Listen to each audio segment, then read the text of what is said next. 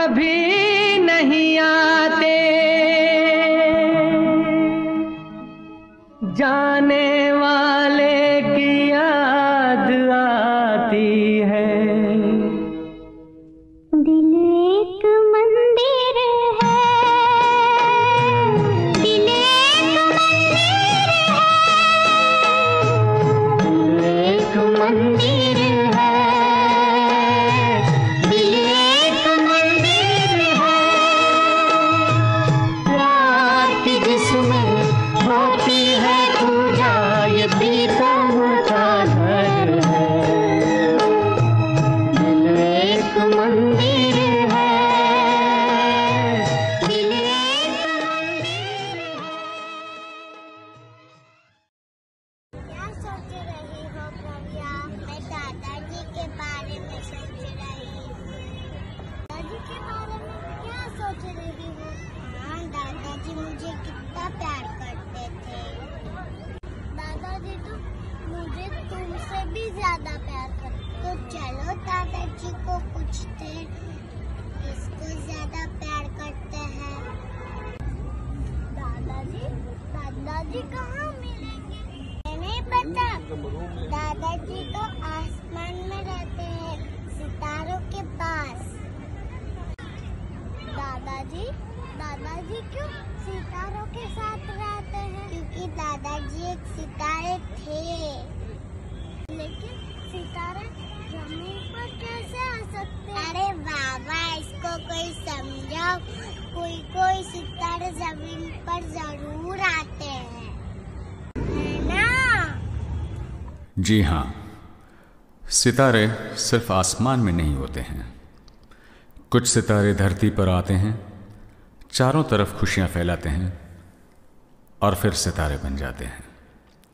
ऐसा ही एक सितारा 11 जुलाई 1939 के दिन इस धरती पर उतरा, हम सब के जीवन में रोशनी फैलाई और फिर सितारा बन गया। उत्तर गुजरात के सिया नाम के एक छोटे से गांव में जब एक छोटा बच्चा जन्म के बाद रोया होगा, तब किसी ने यह नहीं सोचा होगा कि ये रोता हुआ बच्चा आगे जाकर कितने लोगों के आंसू पोंछने वाला है और कितने दिलों पर राज करने वाला है। प्रेम की मूर्ति समान तथा अति धार्मिक प्रकृति की माता श्री डाहीबेन के इस लड़के का नाम भी कितना अर्थपूर्ण रखा गया, अमृत। आज जो नाम खुद एक पहचान बन चुका है, ऐसे श्री अमृत भाई घेला का बचपन सिया गांव के महादेव जी मंदिर और हनुमान जी मंदिर के सुनहरे साथ में गुजरा। शायद इसलिए उनमें भगवान शिव की सादगी और हनुमान जी का सेवा भाव हमेशा नजर आया। प्रारंभिक शिक्षा सिया गांव की स्कूल और उनके वतन ऊण गांव की स्कूल में हुई। आगे की पढ़ाई के लिए वो राधनपुर आए और बाद में उस वक्त जो बहुत कम लोग कर पाते थे, ऐसी कॉलेज की पढ़ाई के लिए वो जा पहुंचे अहमदाबाद। अहमदाबाद की उच्च कोटि की कॉलेज HL कॉमर्स कॉलेज से उन्होंने BCom और MCom किया। उस समय उत्तर गुजरात के ठक्कर परिवार में से शायद ही किसी ने उतनी उच्च शिक्षा प्राप्त की होगी। बाद में उन्होंने LLB भी किया। लेकिन इसी दौरान उनकी जिंदगी का एक और अध्याय शुरू हो चुका था। उनके वतन विस्तार के मानपुरा नाम के गांव से उनको एक अहम सौगात मिली, उनकी पत्नी ललिताबेन। अब उनको आप पत्नी कह लो या देवी कह लो, कोई फर्क नहीं पड़ता। अमृत भाई का अमीर दिल ज्यादा बड़ा था या ललिताबेन की लाजवाब ममता ज्यादा बड़ी थी, तय करना बड़ा मुश्किल था। लेकिन दोनों ने बड़ी शिद्दत से एक दूसरे का साथ तो निभाया ही, लेकिन समाज के लिए काम करने में कभी कोई कसर नहीं छोड़ी। पढ़ाई का दौर खत्म होने के बाद किस्मत अमृत भाई को ले आई उनकी कर्मभूमि महसाणा में। महसाणा की सुप्रसिद्ध दूध सागर डेयरी में उन्होंने फाइनेंस डिपार्टमेंट ज्वाइन किया और उनकी ये यशस्वी सफर लगातार 32 साल तक चली। उनके काम से डेयरी का मैनेजमेंट इतना खुश था कि उनकी रिटायरमेंट के बाद भी उन्हें 5 साल का सम्मानपूर्वक का एक्सटेंशन मिला, जो डेयरी के इतिहास में एक अनूठी घटना थी। इस कार्यकाल के दौरान समाज का या अन्य कोई भी व्यक्ति किसी भी काम के लिए उनके पास आया हो तो वो कभी निराश नहीं लौटा। कहते हैं कि वो जब डेयरी में रहते थे और कोई रिक्शो डेयरी के गेट पर आती थी तो वॉचमैन समझ जाता था कि ये रिक्शा सीधी खेला गेस्ट हाउस में जाएगी। कई बार तो उनके घर में पता भी नहीं होता था कि आज कितने मेहमान घर पे खाना खाने आएंगे। लेकिन ललिताबेन ने अपनी तबीयत को नज़रअंदाज करते हुए मेहमानों को हमेशा हंसते मुंह खाना खिलाया। शायद ये पति पत्नी ने इस गाने को पूर्णतः जीवन में उतार लिया था। किसी की मुस्कुराहटों पे हो निसार, किसी का दर्द मिल सके तो ले उधार, किसी के वास्ते हो तेरे दिल में प्यार, जीना इसी का नाम है। किसी की मुस्कुराहटों पे हो निसार, किसी का दर्द मिल सके तो ले उधार, किसी के वास्ते हो तेरे दिल में प्यार, जीना डेयरी से इसी रिटायर का होने के नाम बाद है। श्री अमृत भाई की जिंदगी का दूसरा अध्याय शुरू हुआ और यह अध्याय था समाज के लिए कुछ कर गुजरने का। उन्होंने अपने वतन ऊण को उच्च शिक्षण सुविधा से सज्ज करने का बीड़ा उठाया।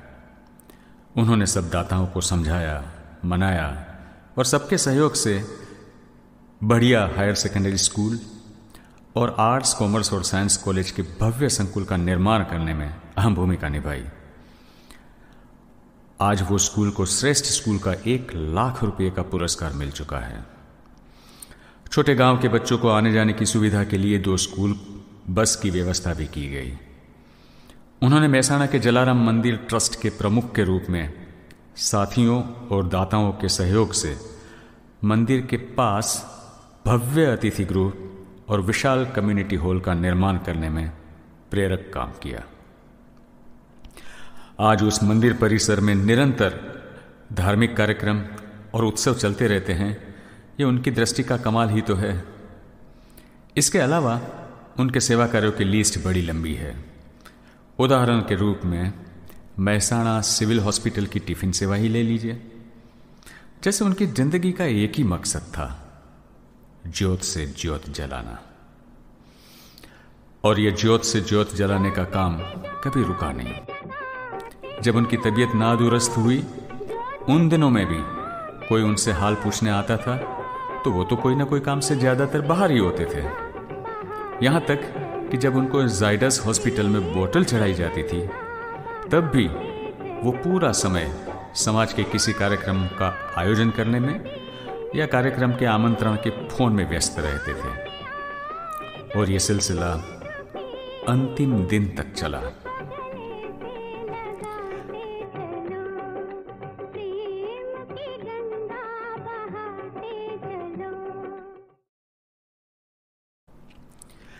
बड़ी बात यह थी कि इन सारी प्रवृत्तियों के बीच उन्होंने अपने परिवार का एक आदर्श परिवार की तरह जतन किया। परिवार में सब उनको कितनी मोहब्बत करते थे, उसकी एक छोटी सी झलक आपको सुनाते हैं। ये बातचीत है उनके पोते जैनम के साथ 20 मई 2022 को।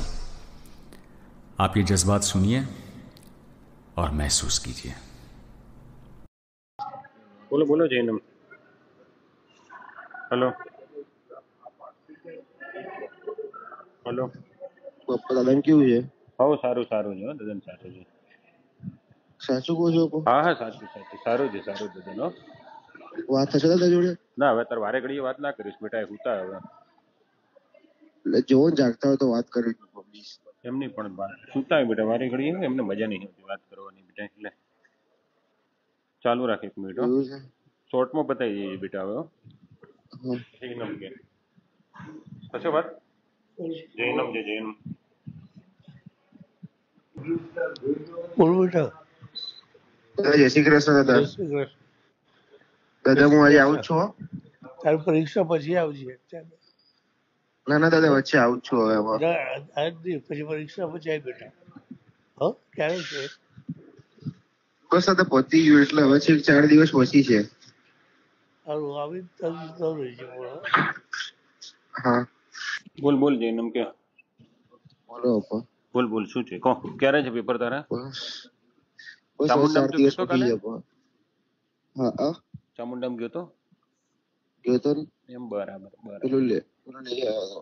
એમ સારું વાંધો નહીં. એ તો બપોર પછી મમ્મીને આવવાનું મેં કીધું છે એમને પાછું, એટલે મેળાવાનું તો તું તારે આવું તો આવજો, વાંધો નહીં.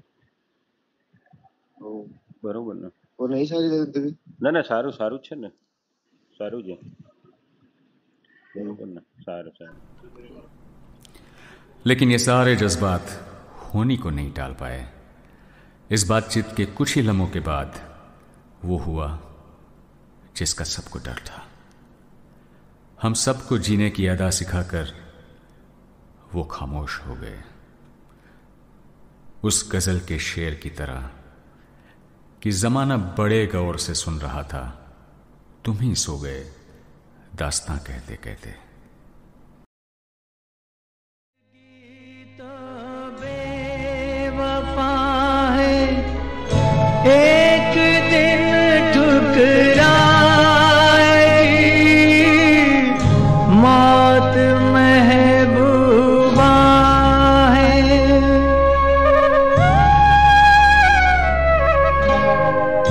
मौत महबूबा अपने साथ लेकर जाएगी,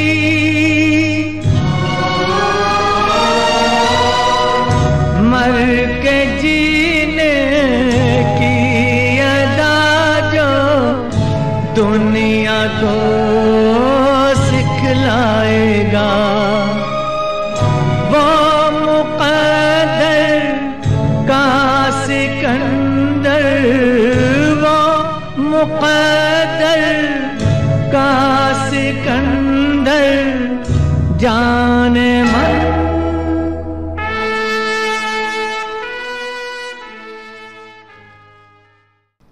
लेकिन ये कहानी यहाँ ख़त्म नहीं हुई। किला साहब हमारे लिए बहुत सारे तोहफे, बहुत सारी विरासत और बहुत सारी मंजिलें छोड़ कर गए हैं। राम, लक्ष्मण, भरत, शत्रुघ्न जैसे 4 अनमोल पुत्र, सुरेश भाई, भरत भाई, जगदीश भाई और मनीष भाई। अब हमारे पास 4 घेला साहब और हैं।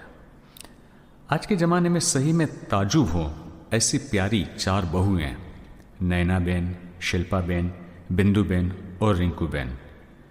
और फिर परिवार की होनहार नई पीढ़ी, धीमान, डॉक्टर निधि, डॉक्टर भूमि, हेमीन, सृष्टि, डॉक्टर विश्वा, यशवी, श्रोतम, जैनम और बिरवा। और उनके साथ श्री अमृत भाई के बड़े भाई लालजी भाई एवं छोटे भाई वसंत भाई का परिवार तो है ही। और हाँ, परिवार के 2 बुजुर्ग को कैसे भूल सकते हैं? जी हाँ, प्रव्या और प्रयान। प्रयान, तुम बड़े हो कि कहाँ पढ़ने जाओगे?